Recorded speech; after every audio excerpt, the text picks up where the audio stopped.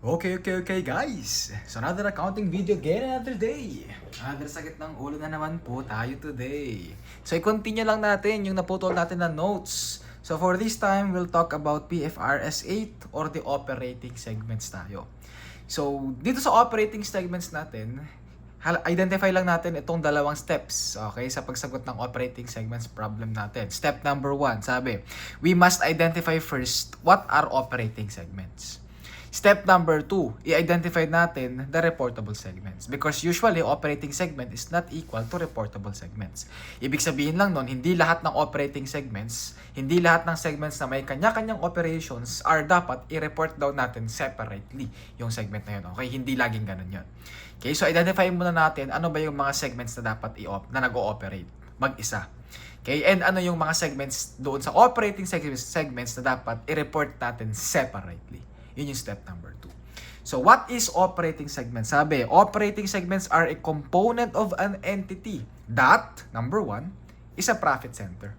Number 2, being reviewed by chief operating decision maker. And number 3, with discrete financial information. So, dito muna tayo with discrete financial information. Ibig sabihin lang nito, merong separate information itong component ng entity na ito na iba sa ibang component ng entity. Ibig sabihin, meron siyang separate financial information. Yun lang ibig sabihin ng discrete financial information. Okay? And dapat daw yung financial information na yun, nire-review daw ng isang chief operating decision maker. Take note na hindi po tao ito. Okay? These are a position.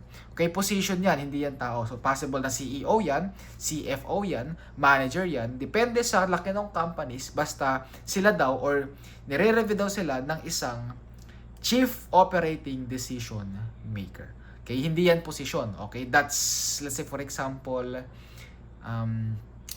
parang action yan. Okay, action. Parang ganun something.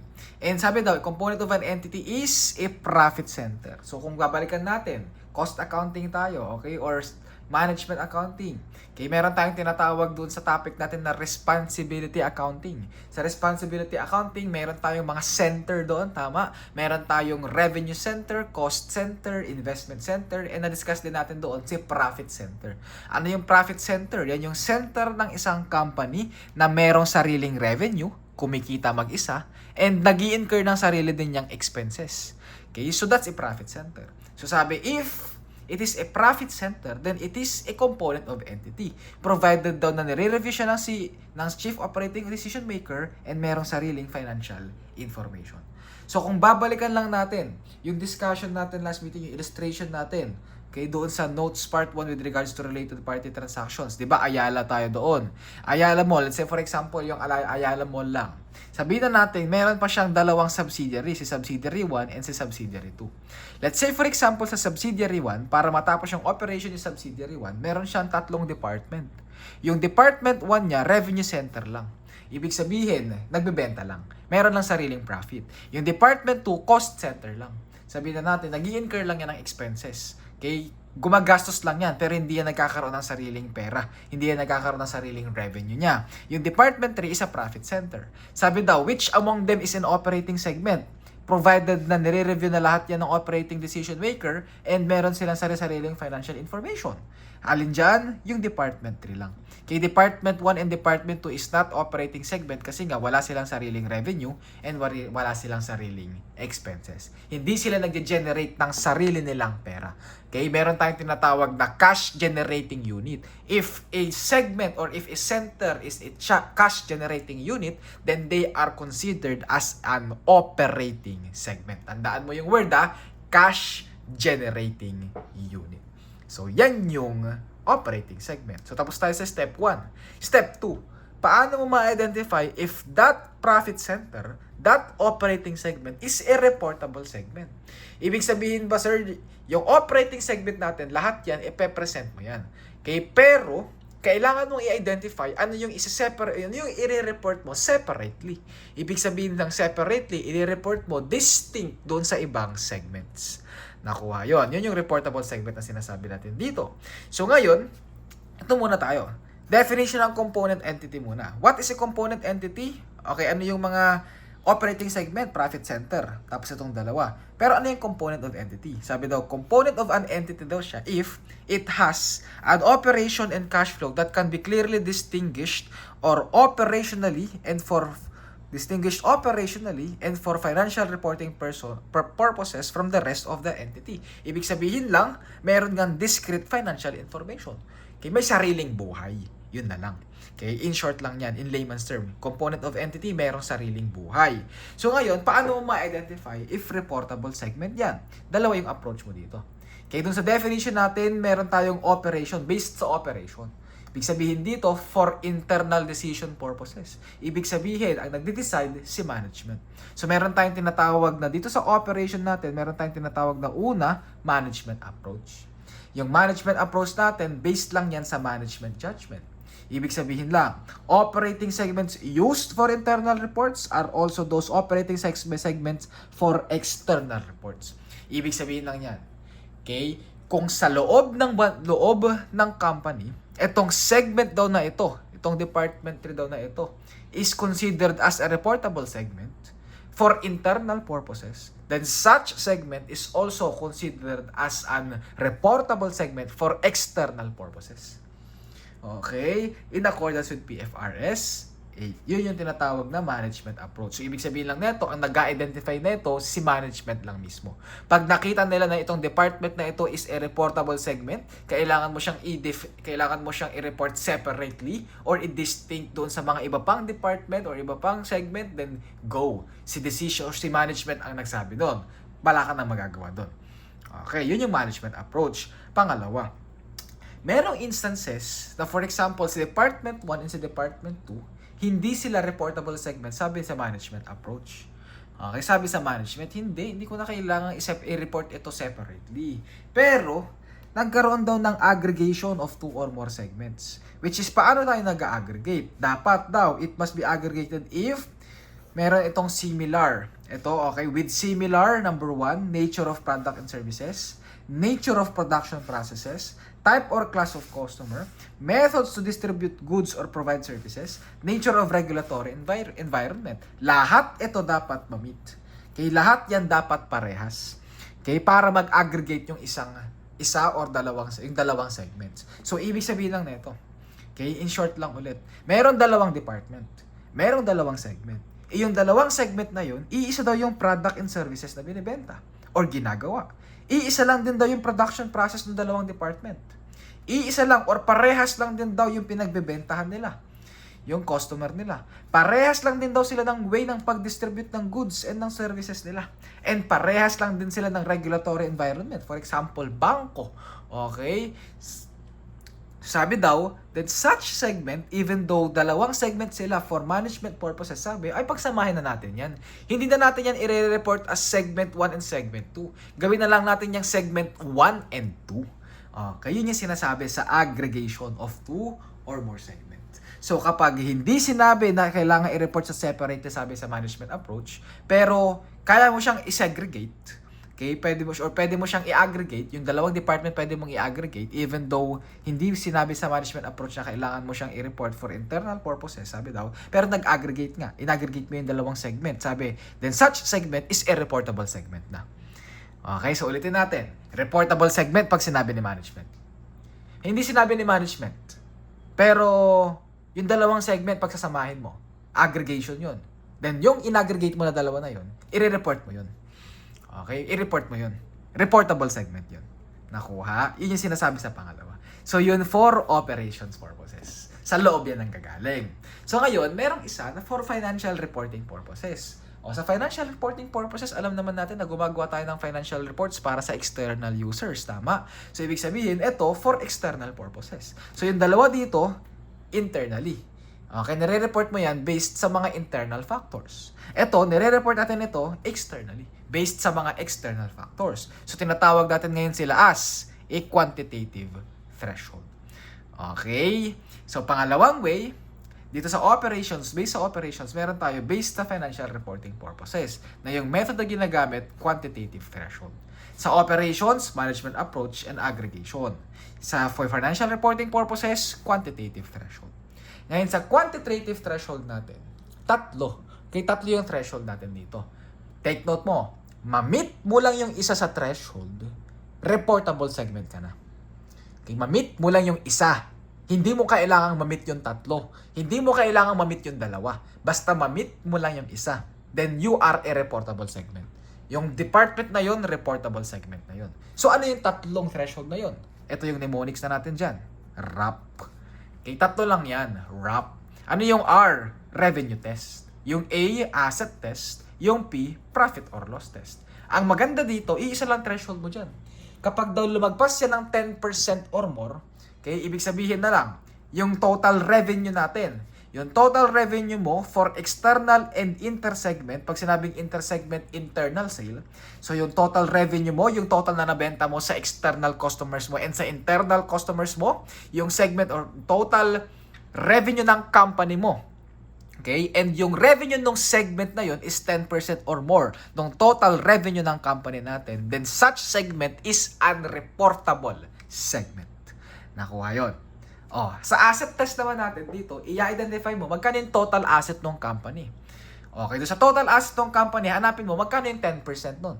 Pag yung segment na ito, si segment B, lumagpas or equal sa 10% ng total asset, okay, ibig sabihin, yung total asset ng segment B is mas mataas or equal dun sa 10% ng total asset ng buong company, then si segment B is a reportable segment. Yun yung asset test.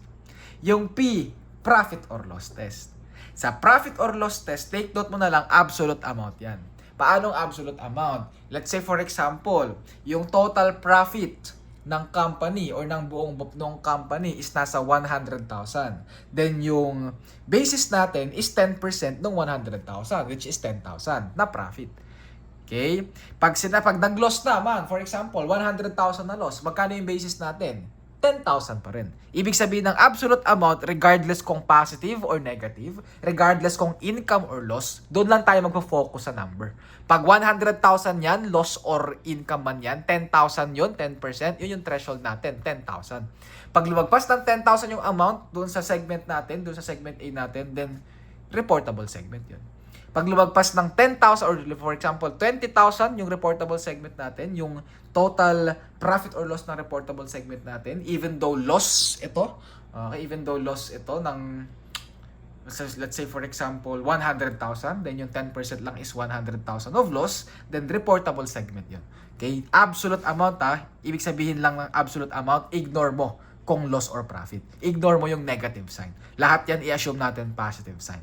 And kapag lumagpas yung number natin ng 10% or more, then reportable segment na yun. Ang basis, profit or loss. Tatlo RAP. Sir, bakit meron kang dyan? Ang pangat tuloy basahin, naging rape ngayon. Eh ngayon, ito kasi, sa quantitative threshold kasi natin, even though hindi siya part ng quantitative threshold, pero as a rule, sa PFRS 8. Sabi sa PFRS 8, sabi daw, kapag daw, dapat daw kasi, yung total external revenue ng isang company is dapat 75% daw dapat yung nire-report natin. So kapag daw hindi daw nag-exceed ng 75% or kulang daw ng 75% yung total revenue ng reportable segment mo, dapat daw punan mo. Okay, dagdagan mo daw. Dagdagan mo lang daw ng dagdagan yon hanggang sa mapuno mo daw yung 75%. Sir, paano ko pipiliin yung external revenue limit? Or paano ko pipiliin kung sino yung idadagdag ko dun sa limit natin? Kahit sino. Random. Okay, i-randomizer mo daw. Okay, walang requirement. Hindi kailangan ma-meet ito. Hindi based dito sa management approach. Kahit sino daw yan. Okay, kahit sino daw yan, basta lang mapuno mo yung 75%, i-report mo yun. Pag hindi mo na-meet yung tatlo, nagkulang sa 75%, i-meet natin or punuin mo lang yun, basta lang mapuno, kahit sino pa yung kunin mo dyan, parang gamitin mo. Okay, kunin mo. I-report mo daw. Identify mo siya as a separate reporting segment. Nakuha yun. O, lagyan natin ng illustration para mas ma-visualize natin. O, for example, meron kang 6 na segment. Segment 1, 2, 3, 4, 5, and 6. Quantitative threshold tayo. RAP muna tayo. Okay, na-meet mo yung isa dito sa RAP natin. Let's say for example, sa segment 1, na-meet yung RAP. Okay, reportable segment si segment 1. Hindi na-meet ng 2 to 6 yung RAP. Okay, hindi reportable segment yung 2 to 6. Okay? Kaso, dalawa yung pwede mong test. Financial reporting and operationally. Okay? O sa operations natin, sabi ng management, itong segment number 2 na to, relevant to eh. Okay? Kailangan tong i-report for internal reports eh. And this is segment number 2, i-report mo din for external purposes. Therefore, after ng management test natin, after ng quantitative threshold and management test, yung total reportable segment mo na dalawa, si segment 1 and si segment 2. Yung 3 to 6, hindi reportable segment yan. Okay? And na-identify mo na meron parang similar segments. Na-meet daw lahat itong 5 requirements natin na to. Sabi daw, si segment 3 and si segment 4, i-aggregate mo daw. Nung in-aggregate mo daw, even though hindi na-meet yung quantitative threshold, even though hindi sinabi sa management na reportable segment sila, sabi daw, since in-aggregate mo sila, ay reportable segment na, si 3 and 4. Pero hindi separate si 3 and 4. Si 3 and 4 ngayon is magiging isang segment na, which is tatawagin natin as 3 and 4. So yung total reportable segment na, as of this, okay, dito sa aggregation natin, 3 na. Si 1, si segment 1, si segment 2, and si segment 3 and 4. Nakuha. So, 3 lang yun ha. 1, segment 1, segment 2, tapos si segment 3 and 4. Nakuha. O, ngayon, after mong ma-check yung total external revenue nila, hindi lumagpas ng 75%. Hindi lumagpas ng 75%. So, anong gagawin mo ngayon? Dagdagan mo. Eh, sabi mo, pinakamalapit si 5. Dapat ba si 5 yung gamitin mo? Hindi. Dapat ba si 6? Hindi rin. Sinong gagamitin mo? Bahala ka. Okay? Basta lang mapuno mo yung 75%. Eh nakita mo, sakto pala yung total revenue ni number 6. Para mapuno yung 75%, gamitin mo na si number 6. So after this 4 na test, sino na yung mga reportable segment natin? Si segment 1, si segment 2, si segment 3 and 4, tapos si segment 6. Si segment 5 ngayon, let's say for example, meron pang segment 7 dito na hindi din reportable segment. Gagawin mo daw, pagsasamahin mo daw yung segment 5 and si segment 7, natatawagin mo siya or ipepresent mo siya as all other segment. Ang tawag sa kanila, all other segment. Mabilis lang. Yan lang naman yung discussion natin with regards to PFRS 8, operating segments. Matatagalan tayo sa pag-solve ng pagsagot ng mga handouts natin. Try natin i-apply yung mga concepts. True or false lang ulit. Operating segment. Number 1, sabi, PFRS 8 operating segment does not require non-listed entities to present operating segment disclosures. For your information lang, this is true. Okay, hindi sila required. Hindi required pag non-listed. Okay, required lang yan kapag listed entities. Okay, PFRS 8, number 2, encourages voluntary disclosure of an entity's operating segments. Yes, that is true. Okay, ini-encourage lang. Okay, ini-encourage lang yung voluntary disclosure sa number 2. Number 3, sabi, according to PFRS accounting standards, a component of an entity can be a cash generating unit or a group of cash generating unit. Component of an entity. Ano yung component of an entity? Profit center. Sinabi natin, di ba? Cash generating unit. Yes, this is true. Okay, sinabi ko yan. Paulit-ulit ko yan. Tandaan mo yung word na cash generating unit. That is true. Number 4, the revenue threshold for determining reportable segment is at least 10% of the entity's external revenue. Okay, revenue. Sarap. R. Okay, revenue.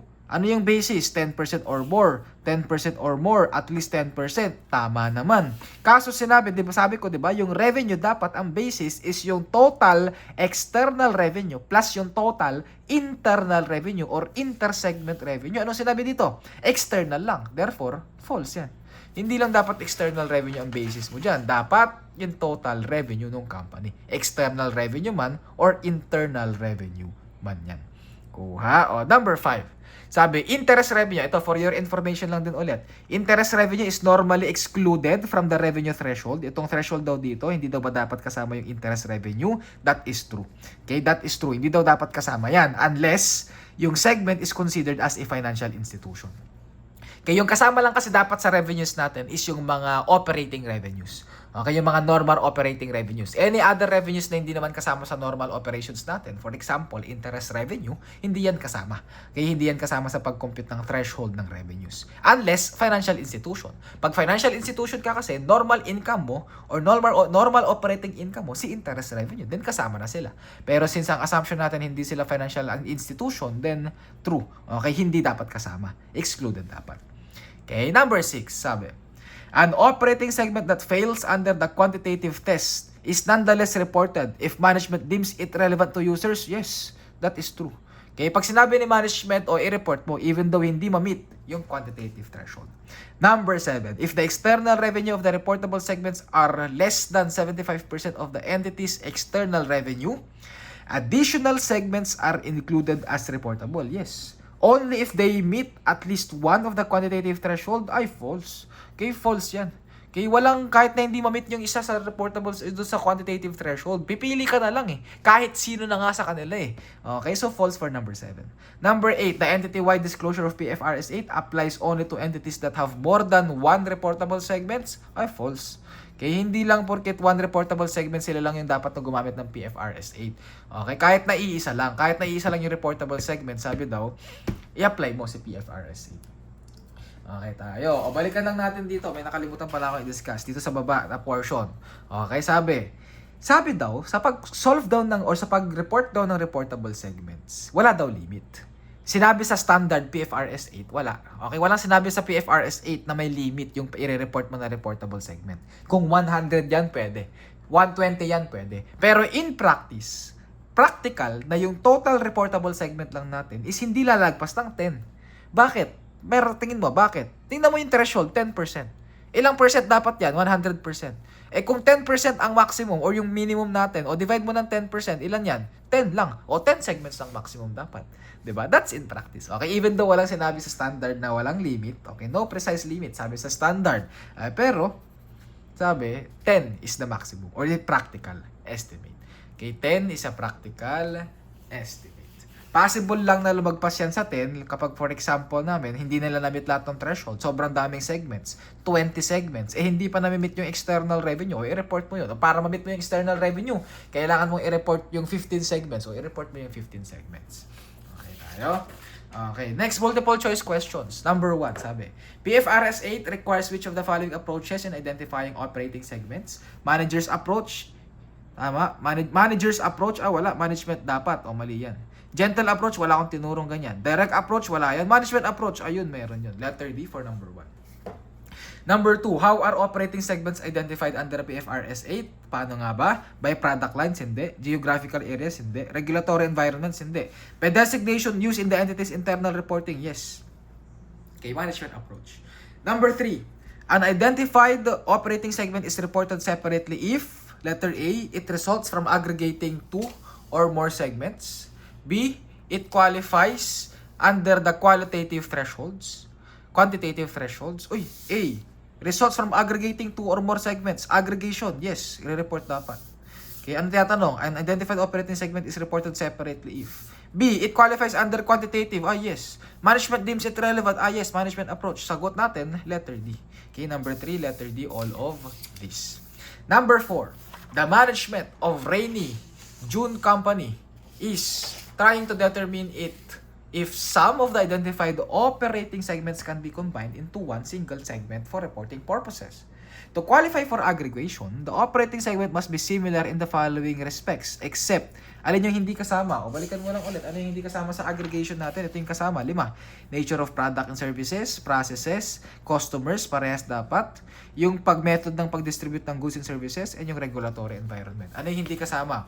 Letter A, nature of the product and services, including the production process and distribution needs. Oy, kasama yan.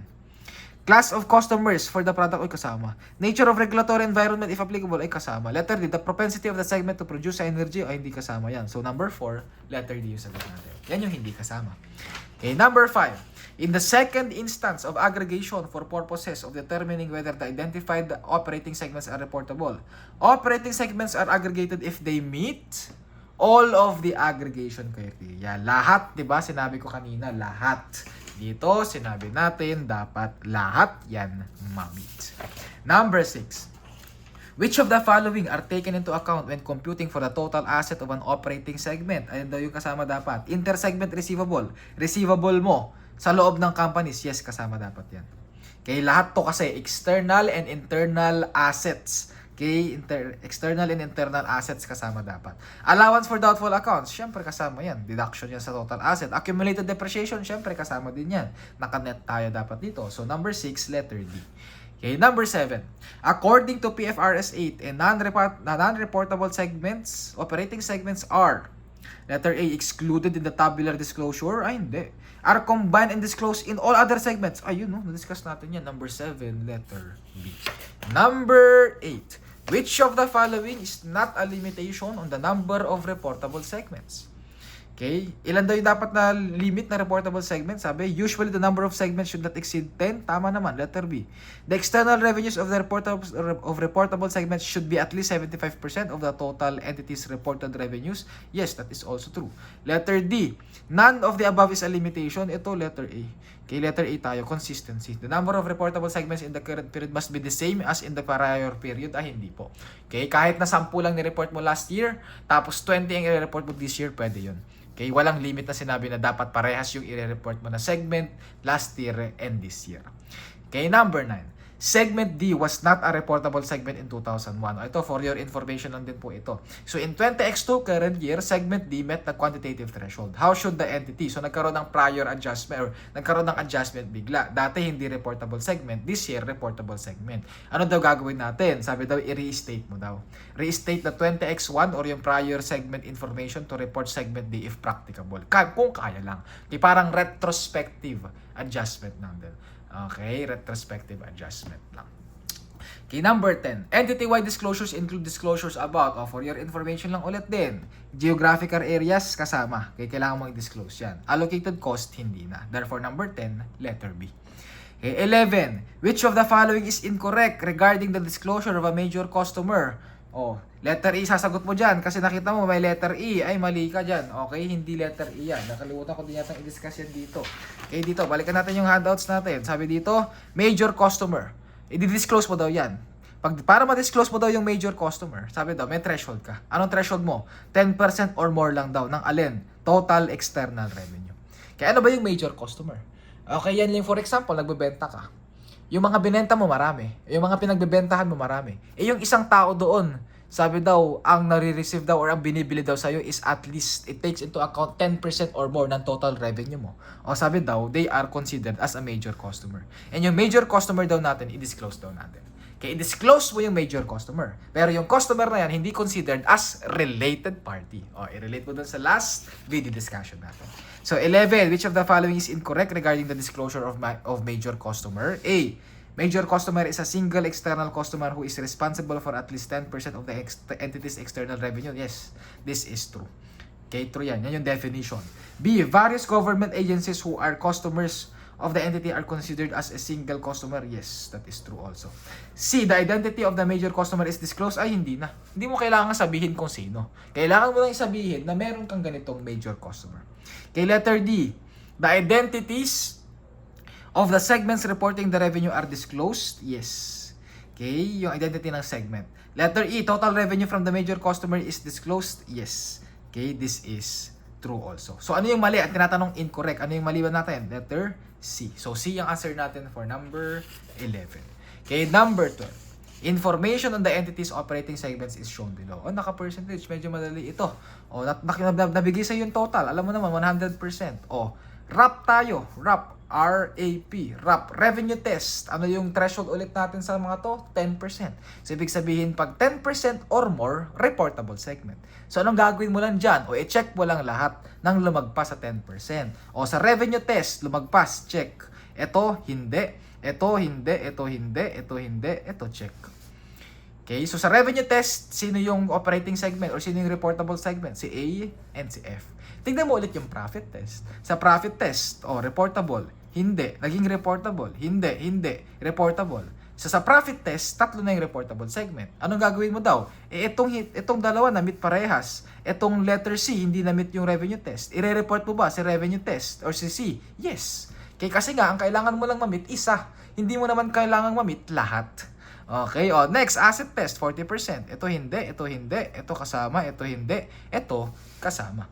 So, sino yung mga reportable segment? O, bilugan mo lang. Si A, may check, reportable segment. Si B, walang check, hindi reportable segment. Si C, may check ba? Yes, reportable segment. Si D, meron bang check? Yes, reportable segment. Si E, meron ba? Wala. Si F, meron? Yes. Sinong reportable segment? A, C, D, and F. Letter C for number 12. Madali lang. Diba? Madali lang ito. PFRS 8 and CPAS 24. Number 13. Sabi, anong tanong sa 13? In its segment information for 2026, how many reportable segment does Cory have? Okay, magkano daw yung reportable segments? O, yung kaso dito, pinahirapan ka. Anong ginawa sa'yo dito? Hindi binigay yung percentage. Dito madali lang yung percentage kasi pag lumagpas ng 10%, kaya mo nang gawin. Okay, kaya mong gawin yan. Mahahanap mo na. O lumagpas ng 38, reportable segment na yan. O lumagpas ng 10%, reportable segment na yan. O anong yan ang gagawin mo dito? Kaya gagawin mo lang dito, shortcut. Baka gawin mo pa, percentage mo pa yan kanya-kanya. Isa-isa, gawin mo pa 10 divided by 32,750. 8 divided 32,750. Na-compute mo, this is 30.5%. This is 24%. This is 18%. Tapos ito, nasa 13%. So ito yung mga reportable segments mo. Itong dalawa, hindi reportable segments. Huwag mo nang gagawin yun. Kaya mahihirapan ka lang sa pagpindot ng calculator dyan. Tapos iisang question lang yan. Anong gagawin mo lang dyan? O identify mo lang. Magkano 10% na ito? Shortcut O, magkano 10% yan? 10% ng 32,750. Nasaan yung calculator ko dito? 32,750 multiplied by 10%. That is equal to 3,275 million. Ibig sabihin, lahat ng lumagpas dito, reportable segment. Sino lumagpas? 10, 8, 6, 4, 250. Reportable segment ko si A, B, C, and E. Diba? Technique. Operating profit, 10% lang din. Magkano yung 10% na ito? 580,000 yung total. Sino lumagpas sa 580? Ito.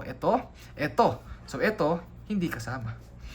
Okay. Next natin, 67,500. 10%, 6,750,000. Lumagpas. Sino lumagpas? Sila. Ito, hindi lumagpas.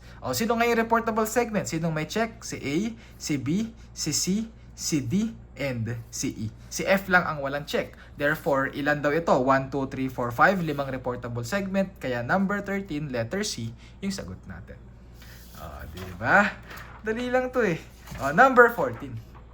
Sabi sa 14, ARIA and all of its subdivisions or divisions are engaged solely in manufacturing operations and evaluates divisional performance based on controllable contribution.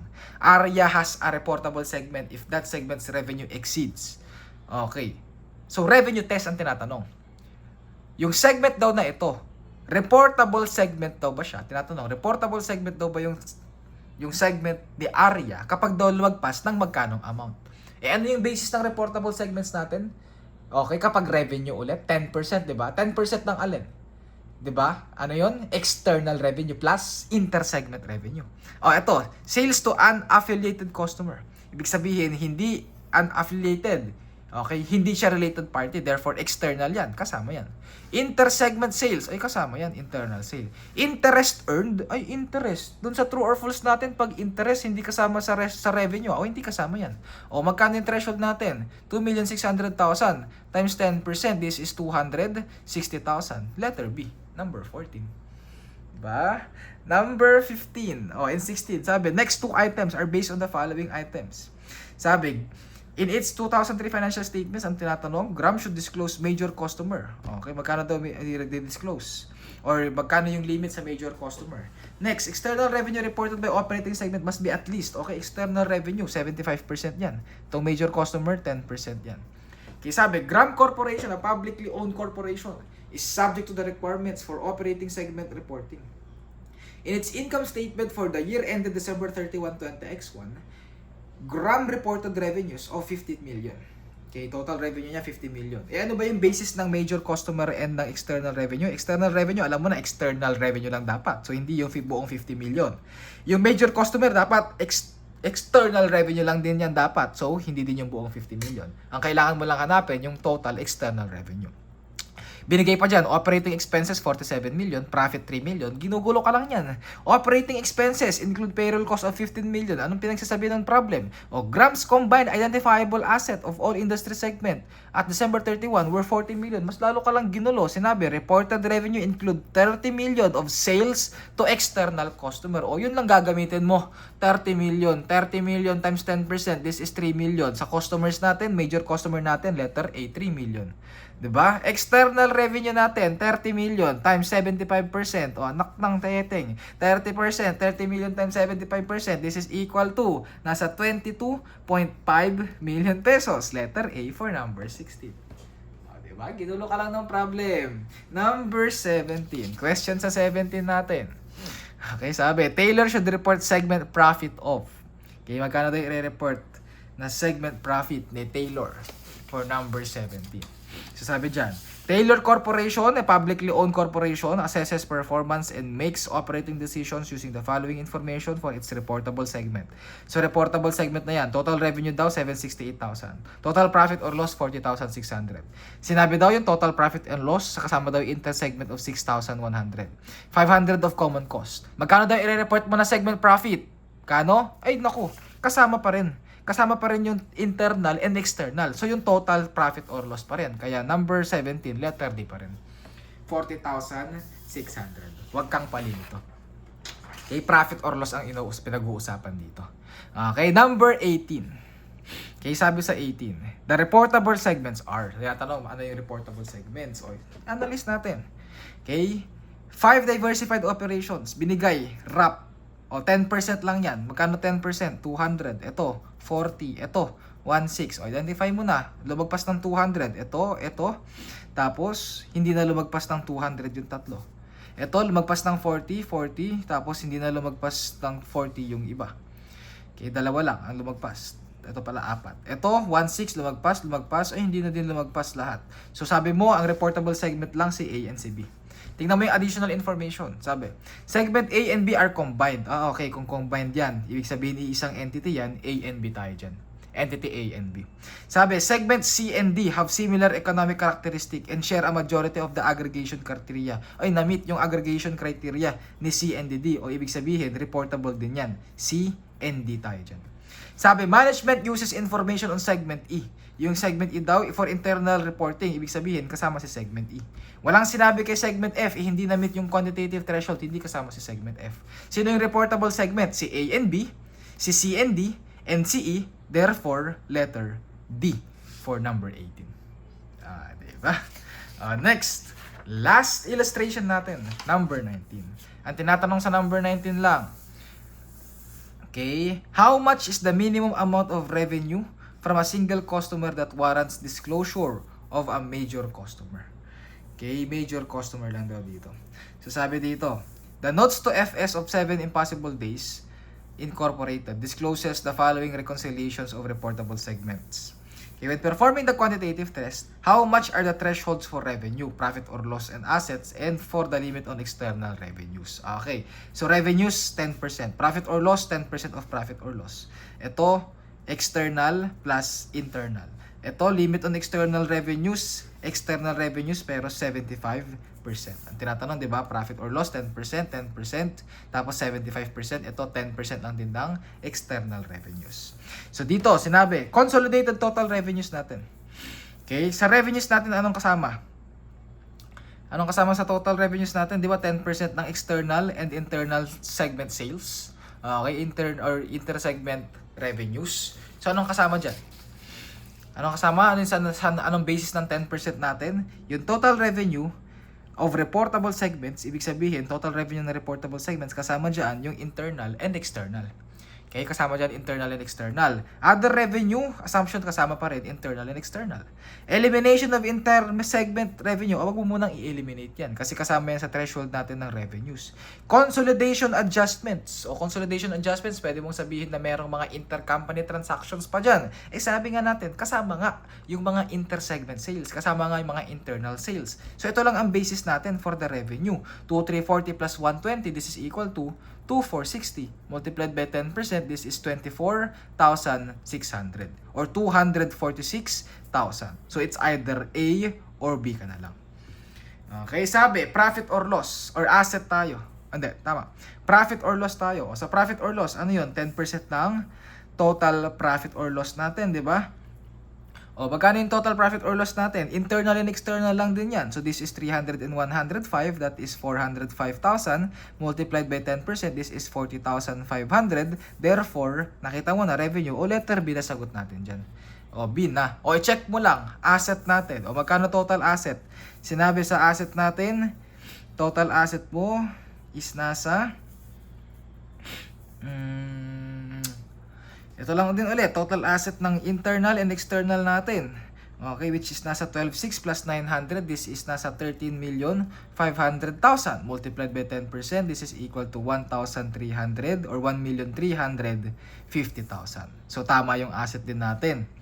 Next natin dito, anong tinatanong? Limit. O yung limit natin, di ba, external revenue lang. O kapag limit natin, external revenue lang, ibig sabihin, alisin mo yung inter-segment revenues natin dito. Aalisin mo din mga intercompany transaction. So, ang basis na ng external revenue natin, ito na, yung consolidated revenue. Di ba yung consolidated revenue, inaalis mo lahat ng revenue mo internally? So, ito yung basis natin. So, 2,400,000 multiplied by 10%, this is equal to 200 or this is equal to